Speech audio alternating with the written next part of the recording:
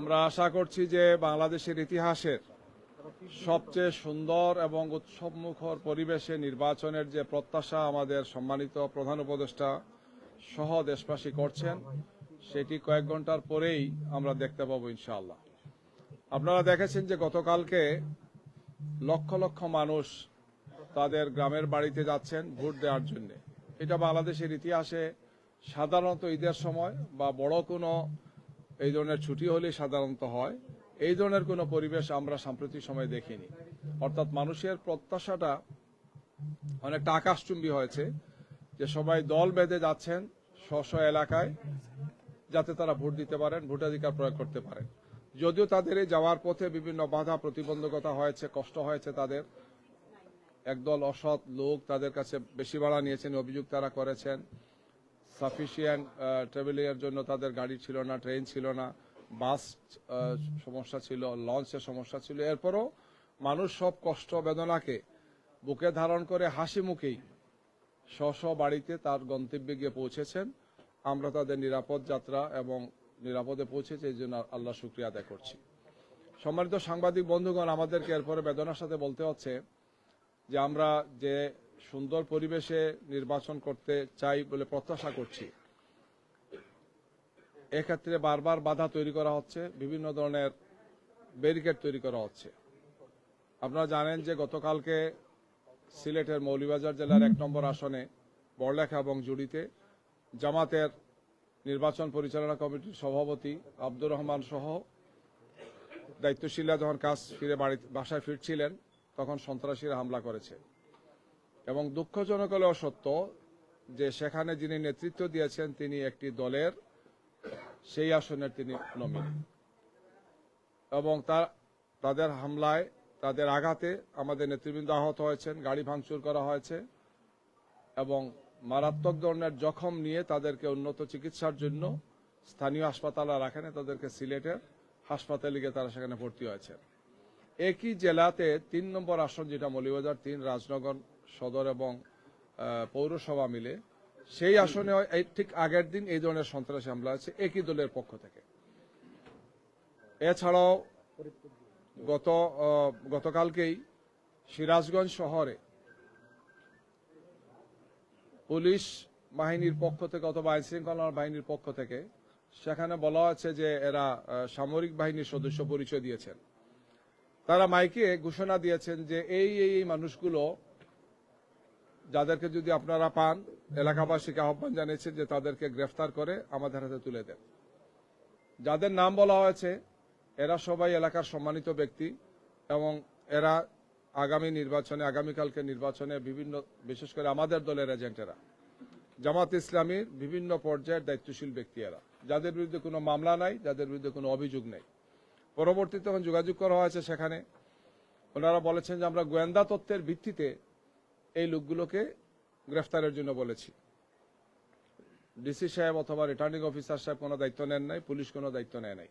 আমরা এই বিষয়গুলো পরবর্তীতে লিখিতভাবে জানিয়েছি যে এই ধরনের কোনো ভূমিকা যদি কোনো বাহিনী রাখেন, তাহলে তিনি আইনের কতটুকু সম্মান তিনি দেখেন আইনের প্রতি। একজন লোকের উপর যদি কোনো মিথ্যা মামলা থাকে বা বাস্তবিক কোনো মামলা থাকে, সেখানে কোর্ট আছে, আদালত আছে, কিন্তু এইভাবে মাইকিং করে জনমনে একটা ভীতিকর পরিবেশ তৈরি করার জন্য কে বা কারা এই ধরনের বাহিনীগুলোকে উস্কানি দিচ্ছে, যেটি একটি সুষ্ঠু সুন্দর নির্বাচনের জন্য মারাত্মক ধরনের অন্তরায়। ফরিদপুরে একই ধরনের ঘটনা ঘটেছে, ফরিদপুর 2 নম্বর আসনে একই ধরনের ঘটনা ঘটেছে। সেখানে যারা আমাদের নির্বাচনের এজেন্ট হবেন, দায়িত্বশীল যারা আছে, তাদের উপর হামলা হয়েছে, আঘাত করা হয়েছে, তাদেরকে ফিজিক্যালি অ্যাসল্ট করা হয়েছে। একই ঘটনা ঘটেছে নেত্রকোনা ঘটেছে, মানিকগঞ্জে ঘটেছে এবং বরিশালে ঘটেছে, ইয়েতে ঘটেছে গিয়ে পটুয়াখালীতে ঘটেছে গিয়ে। মানে একটার পর একটা ঘটনা এই ধরনের ঘটে যাচ্ছে, হামলা হচ্ছে, আঘাত করা হচ্ছে, ক্ষতিগ্রস্ত করা হচ্ছে। এর পাশাপাশি আমরা আপনাদেরকে আগেও বলেছি যে ঢাকা 15 আসন, যেখানে বাংলাদেশ জামাত ইসলামীর আমির ডাক্তার শফিকুর রহমান সাহেব ইলেকশন করবেন, গত রাত্রে তার 12টি নির্বাচনী ক্যাম্প কে বা কারা পুড়িয়ে দিয়েছে, ভেঙেছে, একদম টোটালি ডেস্ট্রয় করে ফেলেছে। আমরা ইসিকে কথাগুলো বলেছি তাদেরকে যে এখন ঢাকা শহরে এবং বড় রাস্তার পাশে, এগুলো এমন না যে খুব মানে অপরিচিত জায়গাতে এই বিষয়টা, সেখানে এই ধরনের যদি নির্বাচনী ক্যাম্প ভাঙচুর হয়, তাহলে আইন শৃঙ্খলা যারা দায়িত্বে আছেন তাদের আসলে কতটুকু রেসপন্সিবিলিটি এটা নিয়ে প্রশ্ন তো দেখা দেবে। আমরা তাদেরকে বলেছি এই সমস্ত বিষয় কোয়ারি করে ব্যবস্থা গ্রহণ করার জন্য। এর আগেও একটা ঘটনা ঘটেছে গতকালকে, সেখানে একটা লিফলেট আপনারা দেখেছেন কে বা কারা ছেড়েছে, যে বিকাশে টাকা দেওয়া হবে, আপাতত অ্যাডভান্স তো দিলাম, বাকি এত থাকলো, আর আল্লাহর উপর হাজির নাজির দিন এগুলো কাউরে বলবেন না বলে আবার এটা লিফলেটটা ছাপানো হয়েছে, ডিস্ট্রিবিউট করা হয়েছে। আবার আরেকটা দলের দেখলাম যে কিছু সময় পরে সেই দলের অফিসে এটা নিয়ে আবার ব্রিফিংও করেছে। কিছু সময় পরে সেই দলের পক্ষ থেকে এখানে এসে আবার বলতেছেন যে একটা বিশেষ দলের পক্ষ থেকে টাকা বিতরণ করা হচ্ছে।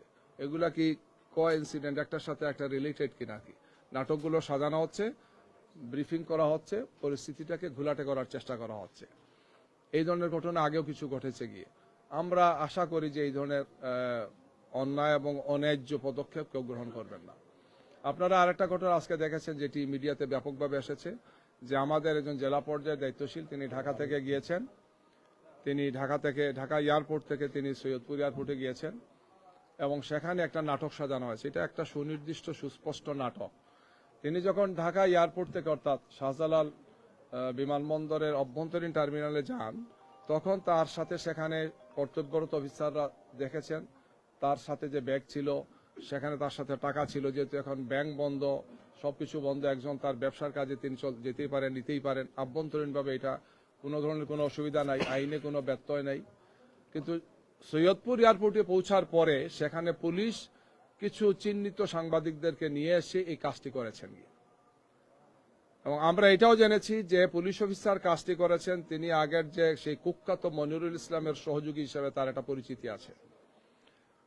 তো একজন বয়স্ক ব্যক্তি, একজন শিক্ষক, একজন দায়িত্বশীল ব্যক্তি, একজন অসুস্থ ব্যক্তি, তাকে এই ধরনের নাজেহাল করা হয়েছে, হেনস্থা করা হয়েছে, মেন্টাল টর্চার করা হয়েছে। তিনি অসুস্থ হয়ে আপনারা জানেন এখন তিনি রংপুর হাসপাতালে আছেন। তো এই যে ঘটনাটা যিনি ঘটলেন, আমরা এসিকে বলেছি যে এটা আপনাদের একটা দায়িত্ব আছে, এটা ক্লিয়ার করা উচিত যে আমি কোনো ক্রিমিনাল অফেন্স করলাম না, আমার কাছে কিছু টাকা পাওয়া গেছে, এর ভিত্তিতেই আমাকে আমার সম্মান মর্যাদা আমার দলকে প্রশ্নবোধ করা হচ্ছে। এর অর্থ হচ্ছে এটাই যে একদল লোক যারা মনে করছেন যে জনগণের সমর্থন তাদের প্রতি নেই, তারাই এখন ছলে বলে কলে কৌশলে আমাদেরকে জনগণের সামনে ভিন্ন রূপে উপস্থাপনের জন্য আমাদের মর্যাদাকে, আমাদের দলের মর্যাদাকে, আমাদের সম্মান ইজ্জতকে, জনসমর্থনকে প্রশ্নবুদ্ধ করার জন্য একটা হীন অপপ্রয়াস চালাচ্ছেন, একটা ঘৃণিত অপপ্রয়াস তারা চালাচ্ছেন গিয়ে। অতীতেও ফেসিবাদ থাকতেই কাজটি করেছেন। আমাদের জামাতের অফিস থেকে এসে আমাদের কাগজপত্র নিয়ে গেছেন, টাকা পয়সা নিয়ে গিয়েছেন, বলেছেন যে জামাত এগুলো নিয়ে মানি লন্ডারিং করবে, বড় মামলা দিয়েছেন। এটা আমরা ফেস করেছি, আমি নিজে সেই মামলার ট্রায়াল লয়ার ছিলাম, যে মামলা থেকে আমরা বেকসুর খালাস পেয়েছি, সব টাকা আমরা ফেরত পেয়েছি। আমরা তো বলেছি যে এটা আমাদের দলের বিষয়। তো এই ধরনের বিষয়গুলোকে তখন করা হয়েছে। আমরা এই সময়টা আশা করি না। ফেসিবাদ বিদায় নিয়েছে, এই সময় এই ধরনের মানে মিথ্যা তথ্যের ভিত্তিতে ব্যক্তিকে বা তার দলকে প্রশ্নবোধক করা, জনগণের সামনে তাদের সম্মান মর্যাদাকে নষ্ট করার, যারাই অপপ্রয়াস চালাবেন জনগণ তাদেরকে রুখে দেবে। আমরা একটি সুন্দর শান্তিপূর্ণ উৎসবমুখ পরিবেশে আমরা নির্বাচন দেখতে চাই। আমরা আশা করি যে এক্ষেত্রে সবাই দায়িত্বশীল ভূমিকা পালন করবে। কুমিল্লা 4 আসনের আপনারা জানেন, সেখানে একটা রাজনৈতিক দলের নেতা মারাত্মক হুমকি দিয়েছেন যে আমাদেরকে ভোট যিনি দেবেন না, যারা দেবেন না তাদের হাত পা ভেঙে দেব, তাদের ঘর বাড়ি জ্বালিয়ে দেব, তাদের উপর আক্রমণ করব, একদম যাচ্ছে তাই কথা বলেছেন, যেটা একদম সুনির্দিষ্ট ভাষায় ক্রিমিনাল অফেন্স। এটা তিনি বলতে পারেন না, কোন দায়িত্বশীল ব্যক্তি কথাটা তিনি বলতে পারেন না। কিন্তু আমরা বলেছি ইসিকে এই সমস্ত বিষয়ে আপনাদের তাৎক্ষণিক পদক্ষেপ নেওয়া উচিত। এই ধরনের ঘটনা এবং এই ধরনের উস্কানির কারণে বিভিন্ন জায়গাতে হামলা হচ্ছে, বিভিন্ন জায়গাতে একটার পর একটা দুর্ঘটনাগুলো ঘটছে, তাদের নেতাকর্মীরা উৎসাহ পাচ্ছেন। এই যে নেতাদের উপর হামলা, গাড়িতে হামলা, নারীদের উপর হামলা, মহিলা কর্মীদের উপর হামলা হচ্ছে, এগুলোর কারণ এই সমস্ত নেতাদের উস্কানিমূলক বক্তব্যের কারণে এগুলো হচ্ছে। ইসির সদস্যরা আমাদেরকে বলেছেন যে আমরা তাৎক্ষণিকভাবে অ্যাকশন নিচ্ছি, খোঁজখবর নিচ্ছি, প্রস্তুতি আমরা নিচ্ছি, এগুলো আমাদেরকে তারা সবসময় বলেন। আমরা বলেছি শুধু বললেই তো হবে না, আপনাদেরকে কার্যকর ভূমিকা রাখতে হবে। জাতি দেখতে চায় যে একটি সুন্দর নির্বাচনকে, একটি উৎসবমুখ পরিবেশে যে নির্বাচন হতে যাচ্ছে সেইটাকে নষ্ট করার জন্য, প্রশ্নবোধক করার জন্য যে বা যারা কাটছেন, তারা ফেসিবাদের দূষর হিসেবে যদি আইন শৃঙ্খলা বাহিনীরও ভিতরে ঘাপটি বেড়ে থাকে, তাহলে তাদেরও চিহ্নিত করা উচিত, তাদেরকে চিহ্নিত করে আইনের মুখোমুখি করা উচিত। আমরা এর সাথে আরো কয়েকটি বিষয় তাদের দৃষ্টি আকর্ষণ করেছি, আপনাদের সেটা বলতে চাই। সেটি হচ্ছে আমরা বডি ক্যামেরা একটা তালিকা দেখেছি, ইসি দিয়েছেন, আপনারা তো ওয়েবসাইটে দেখবেন। কিছু কিছু আসনে অস্বাভাবিক বেশি, কিছু কিছু আসনে অস্বাভাবিক কম। ওনারা একটা ব্যাখ্যা দিয়েছেন। আমরা বলেছি আমাদের কাছে যেটা মনে হয়েছে যে যেখানে বেশি একটা বিশেষ দলের একটা দলের এখানে অবস্থাটা মানে ভালো, আবার যেখানে কম সেখানে আরেকটা দলের অবস্থা ভালো। এতে বোঝা যাচ্ছে বিশেষ কোন দলকে সুবিধা দেওয়ার জন্য এই ধরনের বেশি অথবা কম করেছেন কিনা। ওনারা একটা ব্যাখ্যা দিয়েছেন, আমরা মনে করেছি যে না, এটা আপনাদের দেখা উচিত। ওনারা বলেছেন যে আমরা আরো অনেকগুলো ব্যবস্থা রেখেছি। আমরা বলেছি যে আপনাদেরকে আমরা মানে রিপিটেডলি বলেছি যে আইন শৃঙ্খলা পরিস্থিতিকে ভালো রাখার জন্য এবং নির্বাচন কেন্দ্রে সন্ত্রাস যাতে না হয় জন্য সিসি ক্যামেরা লাগানোর জন্য। ওনারা বলেছেন যে আমরা এই পরামর্শের ভিত্তিতে বসেছি, আলোচনা করেছি, দিয়েছি, কিন্তু আমরা দৃশ্যমান খুব ভালো দেখতে পাচ্ছি না। ওনারা বলেছেন যে দিয়েছেন, আমরা বলেছি যে না, ভিতরে বাইরে সব জায়গাতেই এটা থাকতে হবে, যাতে কোনো মানুষই সেখানে গিয়ে ক্ষতিগ্রস্ত আমরা চাই না। একজন মানুষ ভোট দিতে যাবেন, একজন ভোটার ভোট দিতে যাবেন, তিনি শান্তিপূর্ণ পরিবেশে দিবেন, কোনো ধরনের কোনো সন্ত্রাসী আক্রমণের শিকার তিনি যাতে না হন, এই ধরনের সন্ত্রাস করার ইচ্ছাও যাতে তার মাথায় না থাকে, এই ধরনের একটা সুন্দর পরিবেশ, শান্তিপূর্ণ পরিবেশ নিশ্চিত করার জন্য আমরা তাদেরকে বলেছি। আমরা সব দিক বিবেচনায় মনে করি যে মানুষের মধ্যে যে অসাধারণ স্বতঃস্ফূর্ততা, এটা বাংলাদেশের ইতিহাসে বলা যায় যে একটি অভূতপূর্ব ঘটনা, এটি ব্যতিক্রম। এটিকে রক্ষা করার দায়িত্ব হচ্ছে ইসির, সরকারের, সংশ্লিষ্ট যারা আছেন তাদের সবার, আমরা যারা রাজনৈতিক দলে যারা আছি তাদের সবার দায়িত্ব। আমরা আগামীকালকে বলেছি যে সর্বপর্যায়ে যাতে বিশেষ করে আমাদের এজেন্টদেরকে বিভিন্ন জায়গায় যেগুলো হুমকি দেওয়া হচ্ছে, ঢুকতে দেওয়া না, তাকে কাজ করতে দেওয়া, এই সমস্ত কথাগুলো বলেছি। ওনারা বলেছেন যে এগুলো ব্যবস্থা নেবেন। এজেন্টরা যাতে নির্বিঘ্নে তার দায়িত্ব পালন করার ক্ষেত্রে কোনো বাধা না থাকে, কেউ যাতে কোনো হুমকি ধমকি না দেন, সেটা এনশিওর করেন। কারণ এজেন্টরাই নির্বাচনের সবচেয়ে গুরুত্বপূর্ণ কম্পোনেন্ট হচ্ছে তারা। তো এই বিষয়ে যাতে তারা প্রয়োজনীয় পদক্ষেপ গ্রহণ করেন, আমরা সে কথাগুলো তাদেরকে বলেছি। এই বিষয় নিয়ে তাদের সাথে আমাদের আলোচনা আছে। আমরা আপনাদের মাধ্যমে দেশবাসীকে আশ্বস্ত করতে চাই যে নির্বাচনকে সুষ্ঠু সুন্দর করার দায়িত্ব নিঃসন্দেহে সবারই আমাদের কম বেশি, যারা আমরা রাজনৈতিক দলে আছি তাদের আছে, সরকারের আছে, নির্বাচন কমিশনের আছে, আপনাদেরও আছে। আপনারা অত্যন্ত গুরুত্বপূর্ণ স্টেক হোল্ডার আমরা মনে করি। আমরা আপনাদেরকে সব ধরনের নিরাপত্তা বা আপনাদেরকে কার্ড দেওয়ার জন্য আমরা বারবার বলেছি, দৃষ্টি আকর্ষণ করেছি। আমরা আশা করব যে আমরা 11 দলের পক্ষ থেকে আপনাদেরকে সহযোগিতা করতে চাই।